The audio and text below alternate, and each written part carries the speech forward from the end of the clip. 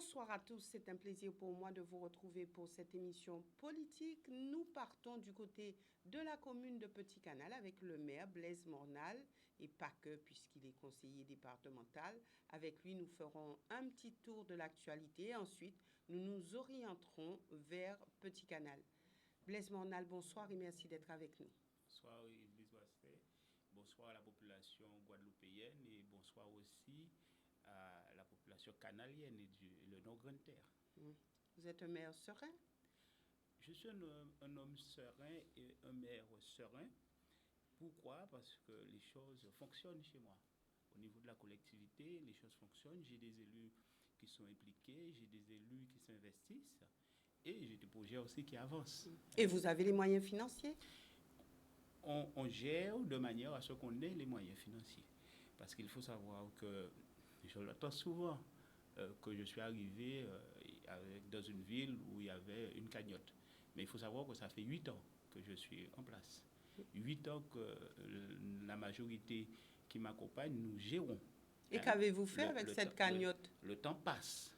Mais j'invite tout chacun à venir sur Petit Canal découvrir comment la ville s'est transformée en matière d'aménagement, comment nous accompagnons aujourd'hui ceux qui sont dans la difficulté, comment nous avons aussi restructuré, je dirais, l'administration communale pour être encore plus performant et être encore, je dirais, plus à répondre à l'attente de la population canalienne. Et là où je dis que moi et ma majorité, nous savons quand même faire les choses comme il faut, sans pour cela, en toute humilité, hein, je le dis, c'est qu'il faut savoir qu'aujourd'hui, 8 ans après, nous n'avons jamais augmenté les impôts de rien du tout. C'est-à-dire que les impôts que nous appliquons depuis 2014, ce sont les mêmes impôts que la population paye. Ça avait été un argument fort des dernières élections où vous aviez promis à la population de ne pas augmenter. Mais donc vous avez tenu promesse. Non seulement on a tenu promesse, mais il faut savoir, on l'entend partout, hein, ces augmentations du coût de la vie, ces augmentations sur les chantiers, du coût des matériaux, etc., etc. Et bien nous avons su nous adapter et gérer avec les moyens que nous avons, comme on le dit, on gère en bon père de famille. Et nous venons de voter notre budget en équilibre. Nous avons aussi une santé financière, je dirais, stable. Et nous avons de grands projets à venir et donc les choses se mettent en place. Et pour donner quelques exemples, parce qu'il faut être dans le concret aussi, nous sommes en train d'attribuer les marchés pour l'extension du cimetière de la ville où il y a une attente énorme de la population. Vous savez quelle est la relation que nous avons, nous les Antillais, nous les Guadeloupéens, avec nos défunts. Donc c'est une attente énorme de la population pour pouvoir faire l'acquisition d'une concession. Aujourd'hui, le cimetière est saturé. Et donc, on se donne les moyens pour pouvoir répondre à l'attente de la population. Alors, pour pallier à ça, ce qu'on préconise, c'est l'incinération. Est-ce que c'est la solution? Est-ce que c'est adapté de manière générale pour la Guadeloupe? Mais, en tout cas, à Petit Canal, à travers le projet que l'on porte, on va mettre aux normes notre cimetière et la population pourra aussi utiliser ce moyen pour honorer ses défunts. Aujourd'hui, ce n'est pas le cas. Quand je suis arrivé en 2014, ce n'était pas le cas. Donc, on met les choses, je dirais, aux normes. Nous avons dans les tuyaux la construction d'un groupe scolaire. Parce que là aussi, nous avons 2 écoles du Beau qui ne respectent pas les normes sismiques. Donc là, il faut qu'on fasse vite pour pouvoir construire, je dirais, ce groupe scolaire. Et nous accompagnons aussi la population sur un certain nombre de choses, telles que la régularisation foncière, qui est un sujet brûlant. Nous y arriverons. Et donc, nous sommes au travail. Sincèrement, nous sommes au travail. Et puis, nous avons d'autres projets d'envergure, des projets de développement économique, la zone de Vermont, une zone où nous espérons véritablement impulser un développement économique du Nord Grande Terre. Là aussi, nous sommes, je dirais, dans les starting blocks pour pouvoir réaliser ce projet-là. Nous avons aussi des équipements que nous continuons à réaliser. La deuxième phase, et je l'annonce avec plaisir à la population, que la deuxième phase de la route qui va permettre de traverser Petit Canal, les marchés vont être bientôt aussi attribués d'ici un mois. Alors, voilà, vous avez fait un petit, je vais dire, un petit récap de vos ambitions, de ce que vous avez l'intention de faire. Nous parlerons de ce que j'appelle votre talon d'Achille d'ici quelques instants. Mais juste avant, deux questions brûlantes, hein, comme d'habitude. Le président de la République, Emmanuel Macron, s'est exprimé hier. Alors, est-ce qu'on peut dire que dans ses propos, il vous a rassuré? Est-ce qu'on peut dire que vous avez partagé certaines de ses propos? Comment avez-vous abordé son intervention? Vous savez, je dirais que dans toute chose, il y a des pour et des contre. Dès qu'on fait quelque chose, on va toujours se retrouver avec des gens qui vont argumenter pour dire que ça va dans le bon sens et d'autres qui vont dire le contraire. Moi, je suis très pragmatique dans la fonction que j'occupe. Je me dis, je regarde la réalité de mon territoire, la réalité de mon environnement, et je peux vous dire que je n'ai aucun agent qui décide de partir à l'âge de 64 ans. L'ensemble des agents me demandent de repousser jusqu'à 67 ans pour partir à la retraite. Donc voilà la réalité un petit peu de notre territoire, des collectivités, où les gens ne se sentent pas concernés par les 64 ans. Peut-être que les gens aimeraient avoir le choix, finalement. Peut-être que les gens pour eux, cette obligation pèse. Ceux qui veulent partir aimeraient quand même le faire en choisissant s'ils veulent ou pas. Peut-être que moi, ce que je retiens, c'est que il y avait une nécessité de modifier les choses pour, je dirais, sauvegarder l'avenir. Là où peut-être que le bas blesse, c'est la manière dont ça a été fait. Je pense qu'il y avait autrement, il y avait plus de discussions, il y avait plus de communication à mettre en place pour que tout un chacun puisse bien comprendre. Est-ce qu'il fallait laisser le choix ou est-ce qu'il fallait imposer? Des fois, il faut imposer. Des fois, il faut imposer lorsqu'il y a urgence. Et ça, c'est le courage politique du responsable politique qui permet d'aller dans ce sens. Lorsqu'on est convaincu, les convictions nous poussent à aller dans cette direction-là. Après, je dis que c'est celui qui ne fait rien qui n'est pas critiqué. Et on a bien entendu. Donc vous partagez on a bien entendu ce qu'il a dit, et je suis d'accord avec cela. L'immobilisme n'est pas la solution, mais l'extrémisme non plus n'est pas la solution.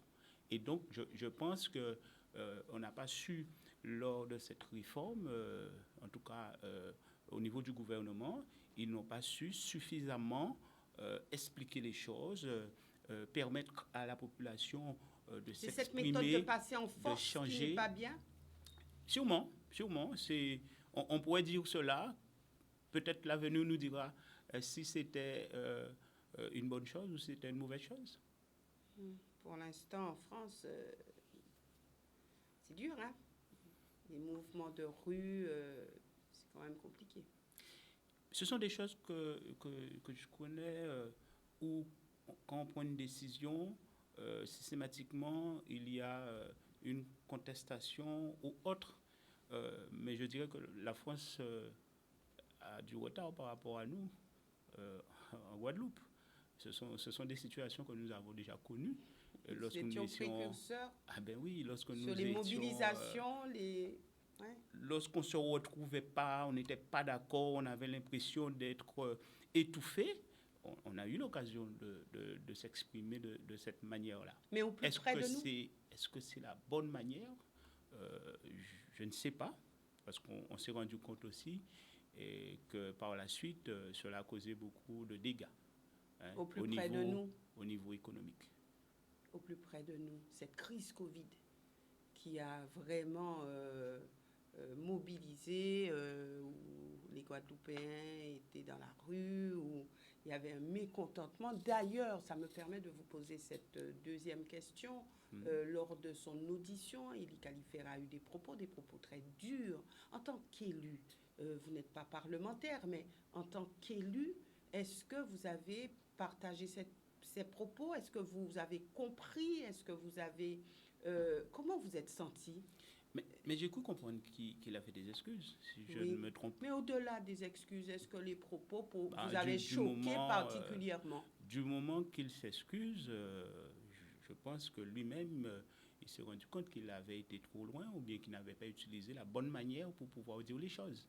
Donc, à partir de là, je n'ai pas véritablement de commentaires à faire. S'il ne s'était pas excusé, là, ça aurait été autre chose. L'erreur est humaine, je dirais. Dans la manière de faire. Pour vous, ça méritait des excuses. Peut-être qu'il avait envie d'exprimer, je dirais, une pensée ou une connaissance. Peut-être qu'il a été juste maladroit dans la manière de faire. Et des propos très durs, quand même, on a tué. Oui. Dans notre hôpital, c'est... Des propos très durs. C'est dur. Mais il faut savoir, lorsqu'on tient de tels propos, on doit être en capacité de les prouver. Et je pense que... Il est en capacité de l'éprouver. Monsieur Califert, s'il est en capacité de le prouver, moi je n'aurais pas fait d'excuses, par contre. Si c'est une réalité, si moi je tiens des propos sur une réalité des choses, où j'ai des éléments, je ne m'excuse pas. Pour moi, c'est la logique des choses. On prend ses responsabilités une fois qu'on décide d'ouvrir la bouche. Et vous, selon moi, je n'ai pas les éléments disant qu'il a les éléments qui justifient, mais moi, en tant que Blaise Mornal, lorsque je prends la responsabilité de dire quelque chose, surtout que ça soit entendu sur, je dirais, les ondes et sur les réseaux, j'assume derrière. Ou sinon, je ferme ma bouche. On ne sait peut-être pas toujours fermer sa bouche. Moi, je sais fermer ma bouche quand je n'ai pas les éléments pour pouvoir justifier ce que je dis. Blaise Mornal, maintenant, on va voir ce que vous avez à nous dire, puisque j'aimerais revenir lors de mon émission Que les choses soient dites, mon émission du mercredi. Alors, on a parlé de Petit Canal, des terres de Petit Canal, puisque le sujet, c'était sur la terre de Guadeloupe et Chaptel aux Guadeloupéens. Et il y a eu ce sujet qui est venu avec Hubert Kiaba concernant les terres de Petit Canal. Alors, c'est vrai que depuis quelque temps, je crois que c'est depuis 2019, voire un peu plus, où il y a eu ce problème d'implantation d'éoliennes sur les terres de Petit Canal, et particulièrement d'Adoub. C'est ça, hein, d'Adoub. Donc, c'est... alors, bon, en première instance, on a vu que le collectif des agriculteurs qui occupent ces terrains du conseil départemental, terrains où ces agriculteurs y sont depuis bon nombre d'années. Ils ont été en première instance déboutés. Ensuite, ça a été vous. Donc, rapidement, donnez-nous les éléments qui permettront aux Guadeloupéens de comprendre ce problème et pourquoi insister, qu'est-ce qui se passe, qu'est-ce qui coince réellement? Bon, tout d'abord, si vous me le permettez, je voudrais quand même vous féliciter de ces 2 émissions que vous avez tenues sur le foncier en Guadeloupe. C'est Joël Nankin qui a soulevé le problème. Et là, je le félicite aussi d'avoir pris ses responsabilités parce qu'il avait un ressenti qu'il a exprimé à travers les réseaux. C'est pas tout le temps que les réseaux, on dira que c'est négatif. Là, oui, on voit, ça permet à un homme qui a une certaine personnalité, je dirais, guadeloupéenne, de pouvoir alerter un peu tout le monde. On se sent tous concernés. Et je dirais que la teneur de l'émission était de qualité parce qu'il y a des sujets, il y a des qui ont été développés, il y a des informations qui ont été apportées. Joël, quand même, à un moment, il a dit qu'il s'est enrichi à travers les informations. La seule chose qui m'a dérangé, c'est les propos en introduction de M. Kiaba. Hein? Même si il a soulevé, je dirais, des éléments qui sont importants et qui concernent les Guadeloupéens lorsqu'il a parlé des cadastres, il y a une nécessité de mise à jour des cadastres. Il y a une nécessité aussi qu'au niveau notarial qu'il y ait, je dirais, un travail de fait pour que ça soit plus performant et pour accompagner au mieux les Guadeloupéens. Et là, donne des propos que je citerai de propos mensongères et où il cherche quelque part à induire les Guadeloupéens dans une mauvaise direction. Où est-ce qu'il y a eu mensonge? Lorsqu'il dit, mais de manière claire et nette, alors que je considère qu'il a l'information, il dit que 200 hectares ont été attribués à Total Énergie. Alors qu'en réalité, Total Énergie a un bail de 2 hectares 2. Donc, il y a vraiment une grande différence à venir dire aux Guadeloupéens que 200 hectares ont été attribués à Total Énergie en bail, alors que c'est 2 hectares 2.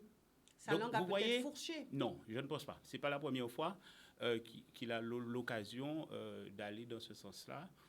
Des fois, c'est 70 hectares, des fois, c'est 80 hectares. Ici même, il a déjà eu l'occasion de dire que c'était 1 hectare sec.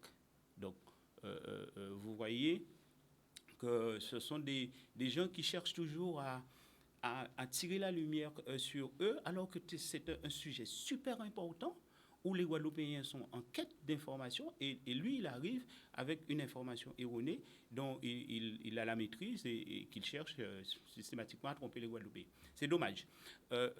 Concernant la ferme éolienne de Gocap, il faut savoir que c'est une ferme qui a eu les premières autorisations en 2011. 2011. Moi, je suis arrivé au niveau de la ville en 2014.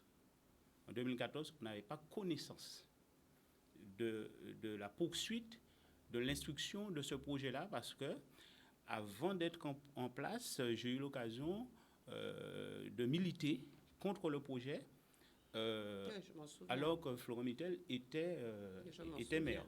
Donc, dans l'avancée du projet, il avait dit, bon, ben, si la population ne veut pas du projet, il laisse tomber. Donc, tout le monde avait baissé ses gardes, hein, en pensant que bon, le projet de la ferme éolienne de Dadou n'était plus, était mort-né. Et arrivé en 2014, en 2015,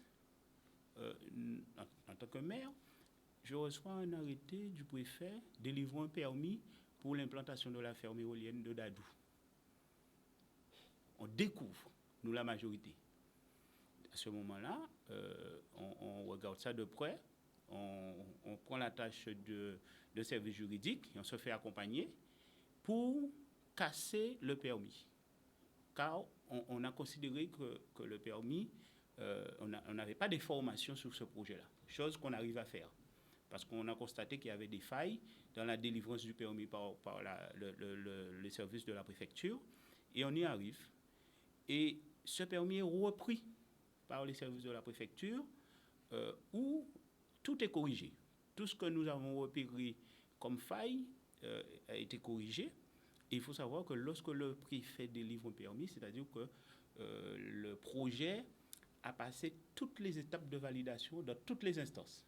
Conseil régional, conseil départemental, SAFER, ONF, donc toutes ces personnes étaient d'accord. Ça veut dire cela. Toutes les couches ont validé, étaient d'accord. Toutes les couches étaient d'accord.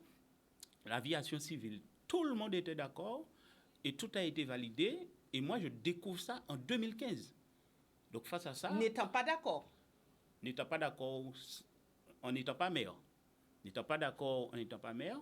Et en étant maire? En étant maire, mais évidemment, je suis dans la même posture. Mais cependant, toutes les choses ont déjà eu toute leur validation, à l'exception du permis qui arrive en dernière instance, que je conteste. Ensuite... C'était une manière de freiner le projet? c'était une manière de freiner le projet, de voir si on pouvait ne pas mettre en place ce projet-là. Parce qu'il faut dire que l'inquiétude que j'avais, ce n'était pas sur l'utilité du projet, hein, mais j'avais une crainte que ça soit une pollution visuelle pour le territoire de Petit Canal, surtout que sur la zone de Gokap, on avait défini cette zone-là dans notre vision de développement comme étant une zone touristique. Donc, pour moi, ça rentrait totalement en contradiction avec l'évolution que j'avais et que nous, la majorité, que nous avions pour Petit Canal. Et donc, une fois le permis cassé, le permis est corrigé, le permis est redéposé, avec toutes les corrections, nous revoyons notre service juridique qui nous dit « faites attention ». Aujourd'hui, vous n'avez aucun élément pour aller contester ce permis-là. Si vous allez au niveau des tribunaux, vous risquez d'être taxé d'harcèlement juridique parce que vous n'avez rien du tout autre qu'une volonté de ralentir le processus et gagner du temps, et un temps qui ne vous permettra jamais de contester ou de gagner face au fait que toutes les instances ont validé et qu'il n'y avait rien qui permettait de contester. Mais le positionnement des agriculteurs qui se trouvaient sur ces terres-là, donc ça compte. Il y a eu une enquête publique sur le projet.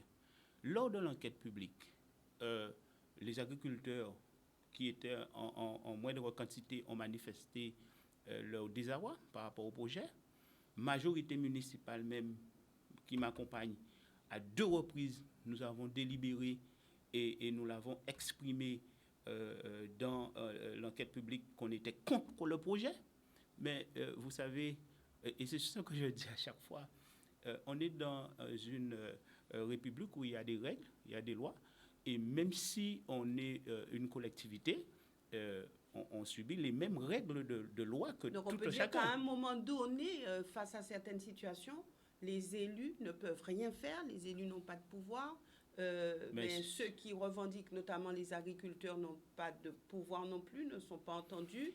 Donc finalement, il y a juste une fois que les choses qui décide, et puis il n'y a plus rien à dire. Non, à chaque niveau, il y a des actions à mener pour éviter que certaines choses se fassent. Et ce qui s'est passé, c'est qu'à un moment, l'ancien maire, il a fait les choses, il a laissé faire les choses sans qu'on ait les informations pour éventuellement réagir. Et lorsqu'on a eu les informations nécessaires, il était trop tard pour pouvoir éventuellement empêcher que ce projet-là se mette en place.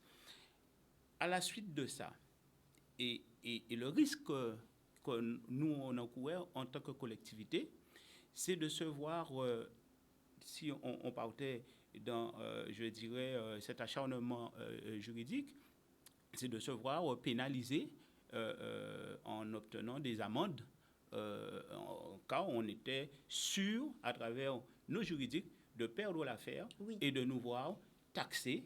Et c'est là le risque. Et c'est le maire de l'époque a laissé faire. Mais après, vous nous avez dit que toutes les couches ont validé. Vous avez cité conseil départemental, conseil régional, etc. Est-ce parce que il n'y a pas eu une attention particulière portée sur ce dossier? Il n'y a pas eu non plus une discussion avec le maire de l'époque? Il n'y a pas eu. Mais que s'est-il passé? Non, mais il faut savoir que les élus aussi, dans leur globalité, ont des engagements. Il ne faut pas oublier qu'on est à l'horizon 2030 ou peut-être un peu plus. On a cette obligation d'indépendance énergétique. Donc, ça veut dire que les élus représente 4%. Les élus doivent prendre leurs responsabilités pour pouvoir mener à bien des projets qui permettent d'aller dans ce sens-là. Ce projet-là... 4%, ça représente 4% mais c'est l'éolien. Non, mais écoutez-moi, madame, c'est 4%, c'est toujours 4%. 4% par aussi, 4% par là, 4% autre part, ça donne un certain pourcentage. Donc, il y a pour 50 millions d'investissements quand même à ce niveau-là pour 4%. Donc, vous voyez, c'est un projet quand même d'envergure. Oui. Et là où il faut comprendre une chose, c'est que ce projet-là a passé toutes les étapes parce que ça respecte toutes les conditions nécessaires pour l'implantation d'une ferme éolienne. Ça se trouve en pleine zone agricole, où il n'y a pas de maison, où ça ne dérange personne dans ce sens. Sauf les agriculteurs. Mais là où je dis qu'il faut un consensus dans toute chose, est-ce que vous pensez que 2 hectares 2 vont mettre en péril l'agriculture sur une zone de 75 hectares entre vous et moi? J'aimerais regarder quel que soit le Guadeloupéen pour lui demander est-ce qu'il pense que cela va empêcher que l'on puisse faire de l'agriculture. Lorsque nous avons contesté le projet, nous n'avons pas contesté le projet dans ce sens-là. Nous l'avons contesté dans la pollution visuelle que ça allait engendrer pour le territoire, parce que nous savons très bien qu'il faut à un moment qu'il y ait de la production d'énergie propre. Nous voyons très bien quelles sont les conséquences du réchauffement climatique et ce que cela donne chez nous. Donc à partir de là, je dirais que nous avons tout fait, en tout cas, pour mener à bien, et à tel point qu'aujourd'hui, nous nous sommes dit, comme on est devant le fait accompli, si cette ferme éolienne est implantée sur Petit Canal, il faut que cela ramène un certain nombre, je dirais, de recettes pour la ville, et c'est pour cela que nous sommes positionnés pour éventuellement, après discussion avec le porteur de projet, pour que la ville soit propriétaire à 10% sur ce projet de ferme éolienne. Donc, ça parler pour l'instant? En pourparler pour l'instant, c'est vrai que j'entends encore les agriculteurs et monsieur qui a annoncé des sommes que la ville se serait pris des engagements dessus, mais je dis que non. Ce sont des sommes qui sont avancées et qui n'ont aucune valeur parce que nous ne sommes pas encore engagés sur quoi que ce soit. C'est pas parce que je vous dis que... Quelles sont ces sommes qui sont avancées? C'est pas parce que je vous dis que c'est un projet de 50 millions en travaux que la ville va investir 10%, ça va faire 5 millions. Parce qu'il y a je dirais des accompagnements qui permettent de diminuer l'apport des actionnaires, parce qu'il y a un accompagnement européen, il y a plusieurs accompagnements qui permettent de diminuer ces fonds-là. Et de plus, au niveau de la ville de Petit Canal, on pourra être accompagné avec l'AFD, ce qui n'impactera en rien les recettes de la ville, ce qui n'impactera en rien les conséquences. Alors, sur les impôts pour les agriculteurs les impôts qui se trouvaient les impôts de la ville de Petit Canal. Terrain. Mais écoutez, il y a 2 choses. Il y a ceux qui sont des occupants de ces terres qui appartiennent au conseil départemental, qui appartiennent à l'ensemble des Guadeloupéens. Ce sont des terres qui vous appartiennent, qui m'appartiennent, qui appartiennent à tous ceux qui sont de la Guadeloupe, parce que c'est le foncier du conseil départemental. Et qui sont occupants, qui ne sont pas agriculteurs, et qui revendiquent vouloir occuper ce foncier-là. Les agriculteurs qui occupent à 99%, je le dis parce qu'il y en a un qui n'est pas d'accord, mais c'est un qui n'est pas en règle. Je le dis parce que ce n'est pas sa formation d'être d'agriculteur. Je lui ai proposé de l'accompagner pour qu'il puisse se former et pour qu'il puisse avoir un bail et pour qu'il puisse discuter au même titre que tout un chacun. Les agriculteurs qui sont véritablement implantés sur le foncier du département, avec un bail du département, ces agriculteurs-là, ils sont d'accord. Et certains d'entre eux même... D'accord pour l'implantation de la ferme éolienne sur leur foncier, parce qu'il y a eu un accord, il y a une discussion. Il y aura un dédommagement, il y aura quelque chose. Mais bien sûr. Et ceux qui n'ont rien et qui occupent les terres, que va-t-il se passer pour eux? Mais ils ne sont pas dans les conditions de pouvoir bénéficier d'un accompagnement, oui, parce qu'ils... Donc, ils ne devront pas partir. Non, mais ils sont sur du foncier qui appartient au département sans, je dirais, aucune autorisation. Déjà, depuis tantôt, ils ont occupé ce foncier-là et on ne leur a rien demandé. Aujourd'hui, je leur dis, si vous voulez véritablement faire de ça votre métier, je suis prêt à vous accompagner parce que je suis conseiller départemental en charge de la commission agricole et du foncier agricole du département. Je peux vous accompagner pour que vous puissiez être installé et pour que vous puissiez exercer et éventuellement être indemnisé sur votre situation. Mais malheureusement, ceux-là, ils n'entendent rien du tout et voilà la situation de Petit Canal. Bras de fer pot de terre contre pot de fer, qui gagne, qui va gagner? La seule chose que je peux vous dire, c'est que lorsqu'on est en règle, la loi vous donne raison, et lorsque vous ne l'êtes pas, vous devez vous mettre en règle. Et c'est ce que j'ai toujours proposé à tous ceux qui occupent le foncier du département. Mais j'aimerais quand même... Nous sommes arrivés au terme de cette j'aimerais émission. rapidement vous Oui. dire que je fais de la régularisation aussi sur du foncier qui appartient à la ville de Petit Canal. Et c'est un engagement que j'avais pris avec la population. Et lorsque j'ai entendu que vous avez parlé du foncier la dernière fois, c'est un foncier que nous mettons aujourd'hui à la disposition, nous permettons aux occupants de régulariser à hauteur de 30 € le mètre carré. Vous savez aujourd'hui que le foncier sur Petit Canal environ... Donc dans le cadre de l'accession à la propriété? Oui, c'est ça. Et coûte entre 90 et 120 €. J'aurais bien voulu, sincèrement, si je pouvais, j'aurais voulu que ça soit moins cher pour ses habitants. Mais malheureusement, il y a un certain nombre de coûts d'aménagement qu'il faut supporter.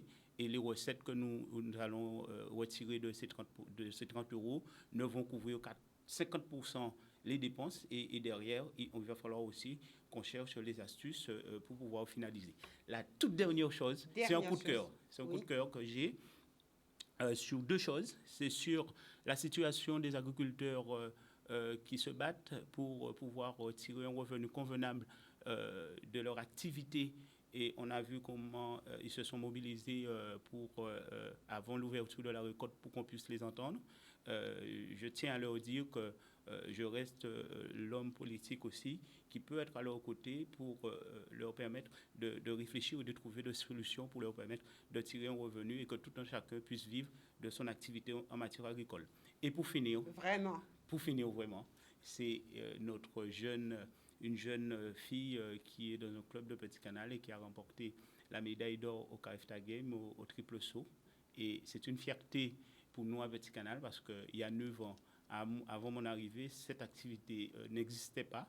Aujourd'hui, on a une médaille d'or qu'on a offerte à la Guadeloupe au triple saut au CAFTA Game, la petite Tessa Clamy, et je tiens encore à la féliciter ses parents et les dirigeants du club. Voilà, j'en ai terminé.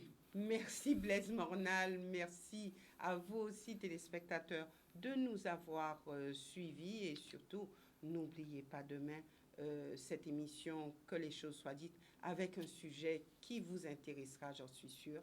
Excellente soirée à tous.